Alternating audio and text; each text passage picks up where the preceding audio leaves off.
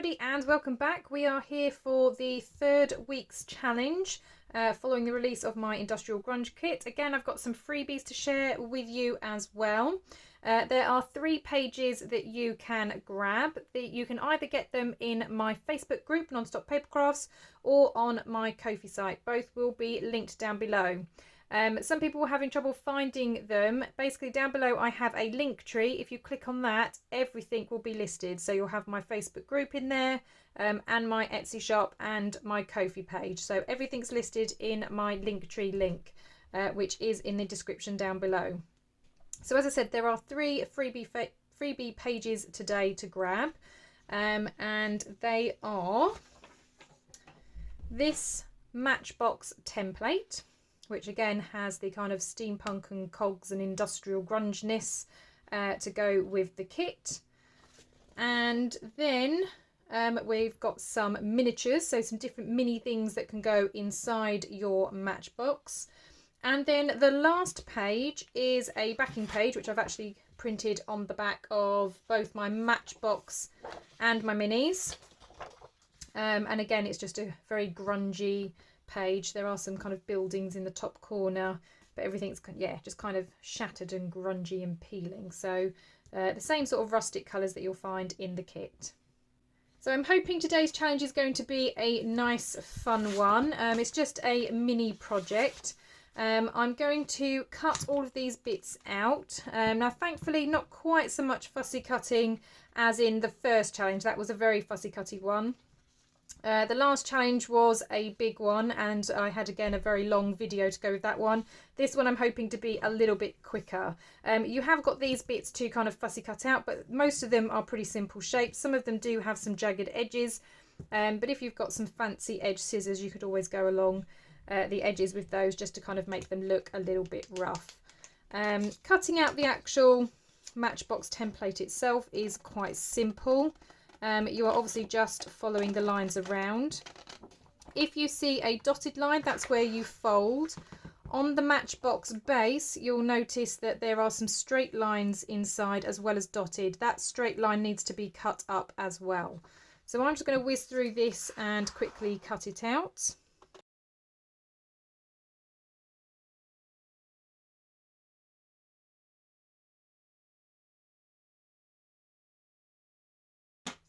Right, okay, so I've cut up all of the lines that I needed to, so now it's just about folding. So I'm going to start with the case first. So I just find the fold line and then obviously give it a little bit of a burnish. Now obviously, because I've done this double-sided, you could obviously choose which side you wanted to be the outside. I'm still going to keep the cogs on the outside of this one.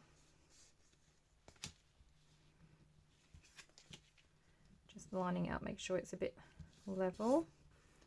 That's better.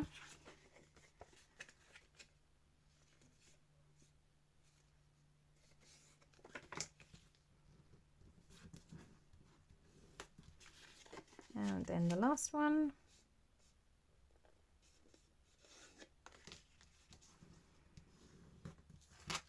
Okay, and then that just gets glued.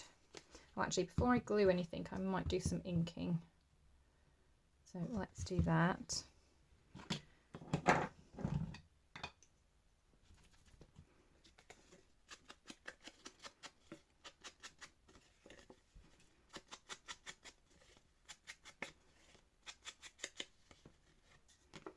do like this ground espresso because it's nice and dark.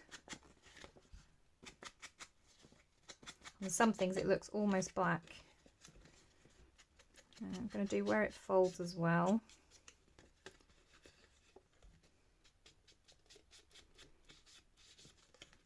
Covers up those dotted lines a little bit as well then.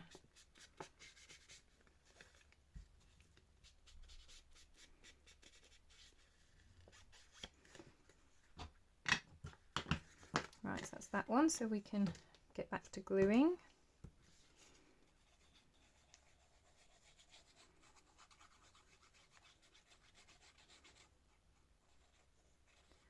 So just that last tab, and then you just fold it round, and that's going to get stuck on there.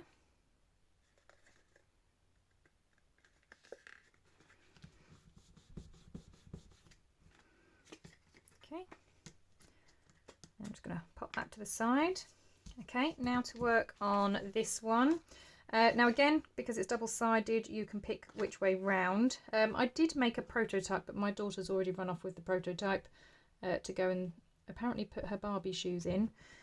So I'm going to, I think, do this the other way around. So last time I had this on the outside, but I think I really like this. I'm going to have this on the outside. So I'm going to have to fold it twice. I'm going to fold it along the dotted line this way, but then fold it back in on itself once I've made that crease. I'm going to do the same for this one.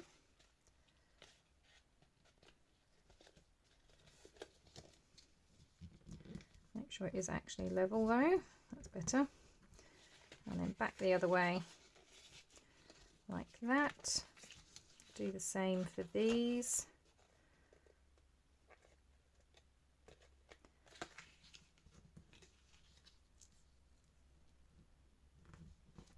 Now I appreciate that this isn't something that can necessarily go inside a journal, but I thought this would be great to go alongside a journal because sometimes some of those smaller fussy cut bits and pieces need somewhere to go. So I thought that this would be a bit of a kind of little ephemera holder of those smaller pieces.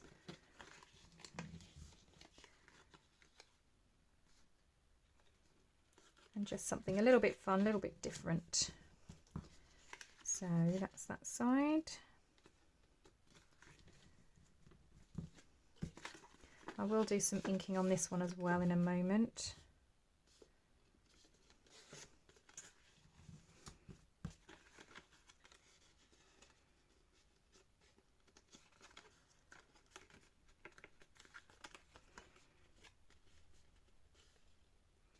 But yeah, you just want to go around all of the dotted lines, give it a good fold.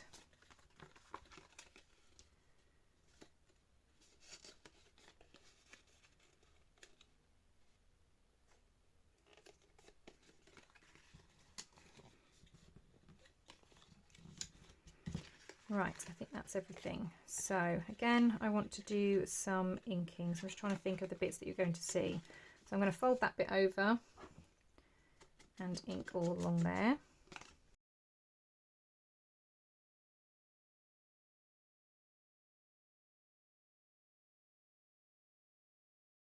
Okay, so apart from really these tabs, I've inked on all of the folds and everything and the edges. Right, so for construction, what you want to do is kind of pull these two bits in, and then they're going to get glued to this back bit, and then this is going to fold in to cover those two bits on there like that. So it's very difficult to show because obviously you're kind of building a 3D thing, but I'll do my best. So glue on that one, glue on that one, and then bring this up, and obviously you want to line up with the edges. There. Up there.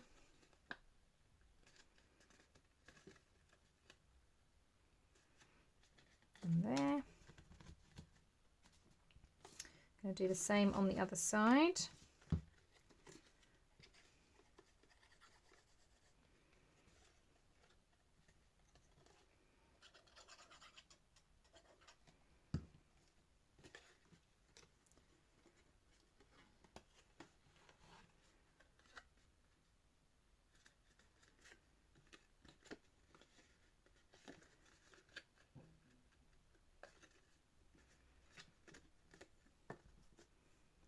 Okay, and then all of the other pieces just fold inside.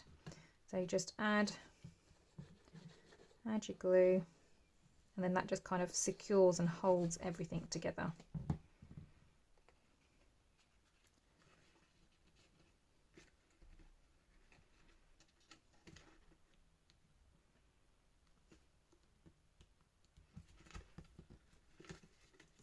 Okay, so I'm just pinching it. Okay, so that's one side, so that's how it's going to look, so it folds in. Okay, I'm going to do the same on the other side.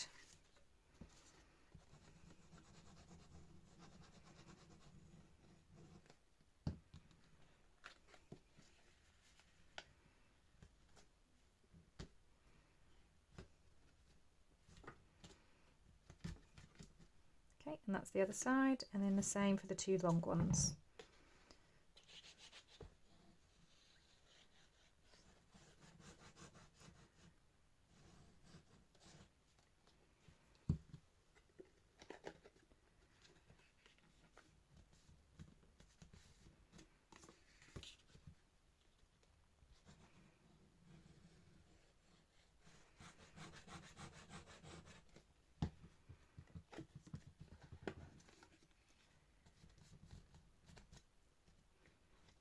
Okay, just like that, and then this slots in there. Okay, so you've got your snug little matchbox, and like I said, I quite liked this sort of grunginess on the outside, and then it's just the base then that's a kind of paler colour. And then it's just about filling it up. You can of course have a play around with this. I did for my daughter, she wanted a little handle in there, so I think I'm going to find something that I can pop in there just to kind of create a little handle. And then it's about cutting all these bits out and placing them inside. Okay, so I have in this box these little things, which are the Tim Holtz ones, I believe. So it is a brad, so I can pop that in there, and it gives me a little handle to pull out. So I think I'm going to use that in that side.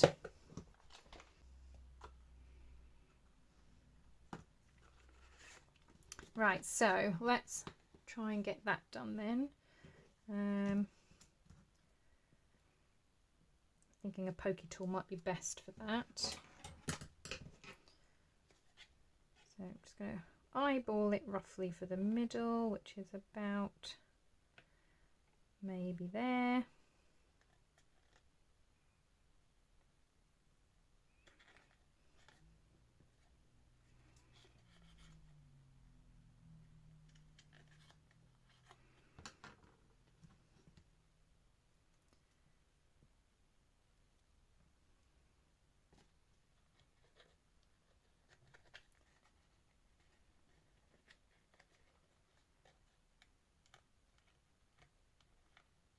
Oh, that's quite cute. I like that.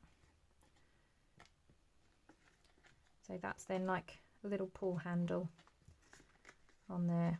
And obviously you can decide which way up. I might have the cog on the top actually. So that's my little drawer. Right, now to fill it up with some bits. So let's start cutting some of these out. Now I've printed this and actually this on 160 GSM. So it is a little bit sturdier than normal copier paper. And then, yeah, these have all been resized so that they fit inside. And again, it's totally optional. I have printed on the reverse of these. You don't obviously have to do that. I just thought that would be easier because then at least you've got something on the background. Some of these do have, like I said before, a bit of a textured edge. So if you've got a pair of scissors that do that, then you can obviously just snip out some bits. So I've got these that kind of give that deckled edge. I must admit they're not brilliant, but just for every now and then just to kind of snip out a little bit, just so again it looks a bit like an aged page. Even if it's just a corner, see, it doesn't really snip very well. They're not the best scissors. I think I got this in a bundle when I was on Facebook Marketplace. Somebody was getting rid of a whole bunch of craft stuff, and I think that was one of the things that was in the huge bag that I got, so I definitely can't complain. Let's have a look. So I'm going to come down here, and then that end I am going to snip with these like that. What else have we got? So yeah, I hope that this challenge will be fun for people. As I said, I just thought it would be nice to have a smaller project, because my last two challenges have been, well, quite long videos and reasonably complicated projects. So the first challenge was to make a tunnel tag. So these were the tunnel tags that I had. So you've got this one where we start with a bigger tag and it goes to the smaller one. Then I did this one, which is the correct way around, where you've got the smaller tag but the biggest window, and it goes through. But yeah, lots of people found this challenging but enjoyed the challenge, which I'm quite pleased about. And then the last challenge was to create this Happy Mail envelope, which has all sorts of pockets and bits inside. So again, that was quite a big challenge. So yeah, when I was doing this one, I thought I would try and come up with something that probably isn't quite so long, quite so complicated, in the hope that yeah, that you guys would enjoy doing this. If you found the other ones a bit too daunting, maybe this one you'd be happy to have a go at. So right, again, this one's got a jagged edge, so I'm just going to kind of come in with my scissors, something like that. And then this one obviously has a jagged edge. Doesn't matter if I'm not exact on the same line, because I will ink the edges anyway. So it doesn't matter if it's not quite the same pattern, but it's something like that, isn't it? Right, what else have we got?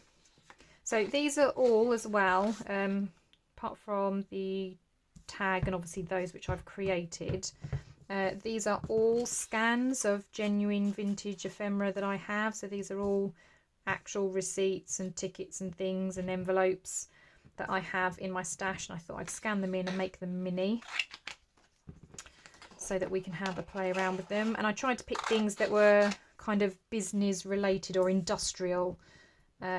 This is for the National Coal Board, but yeah, really cool. And then we've got a pay envelope, so I thought again that would be quite good.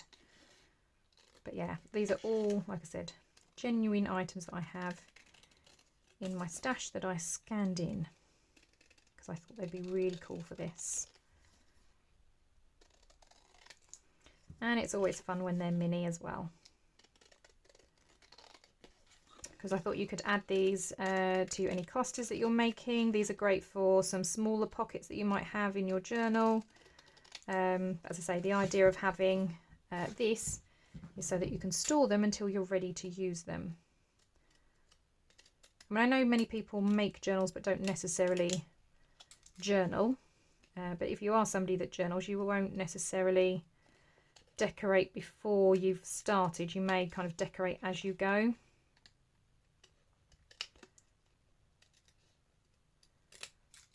There we go. Right, what else have we got?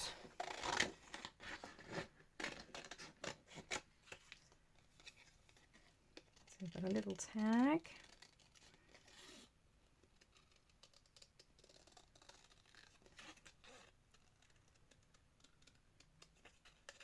Now, I'm not the best at fussy cutting. I'm sure you'll be much better than me. Normally, I send these sorts of things to my Cricut to print, but I actually forgot to do that this time.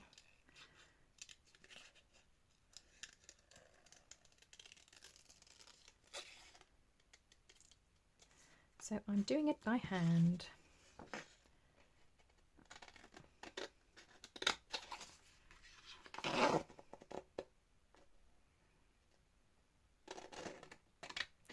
Don't know if anybody else has these Tim Holtz scissors. They are absolutely brilliant. I've got these and I've got the smaller version as well, which are teeny tiny. That's the smaller version. And they were expensive, but it's one of those tools, a bit like the crocodile. I had bought other eyelet setters that were like much cheaper. And while they did the job, it wasn't easy to do the job. And I know some people might think, well, a pair of scissors is a pair of scissors. These are absolutely amazing. As you can hear probably when I'm putting my scissors to the paper, it does make a bit of a funny noise, so you can almost hear the scratching because they've got a ridged edge to them, which I think is what probably keeps them sharp. But it just cuts so well, really, really well. So yeah, I do, a bit like the crocodile, I do actually think that when you invest money into the right tools, and it's not always the case, there are some tools which I've spent a lot of money on and I've never really used because I don't think that they've necessarily been worth the extra money. But yeah, these scissors are brilliant. And also really nice if you're somebody that struggles with scissors that have hard handles. These ones have got like a really soft grip on them. So this middle bit's stiff, obviously, because you've got to move it, but where your fingers might be touching the outside, this bit's soft, so it doesn't hurt your hands. So I really like that, and it's the same with the smaller ones as well. But as I said, having that kind of ridged edge on the blade just helps it almost grip the paper as well, so it does make fussy cutting easier. Because as many of you know, I hate fussy cutting.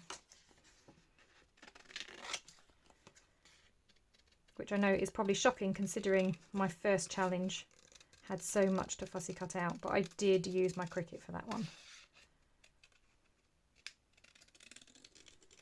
Because there is no way I'd have been able to do that by hand. But I do have to say, the stuff that was in my main kit, I actually sat down yesterday evening and I was going through, cutting out all of the teeny tiny bits and pieces, because I'm starting to get cracking on my lap book again. And yeah, I thought, oh, I'll just spend the evening just getting everything cut out, everything ready. And yeah, it took me a long time.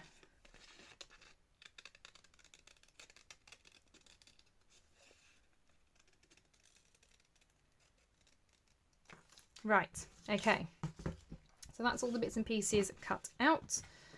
Obviously you can ink them up, but they all fit in.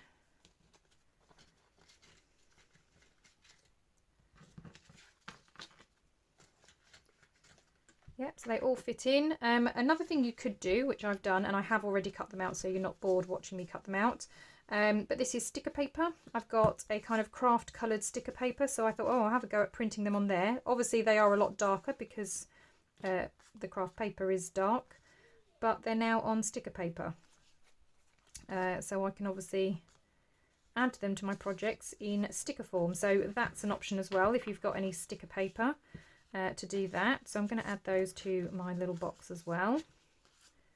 But yeah, like I said, a great place to store those smaller bits of ephemera. Great to kind of pull out little bits and pieces as you are journaling, and hopefully a nice fun little challenge.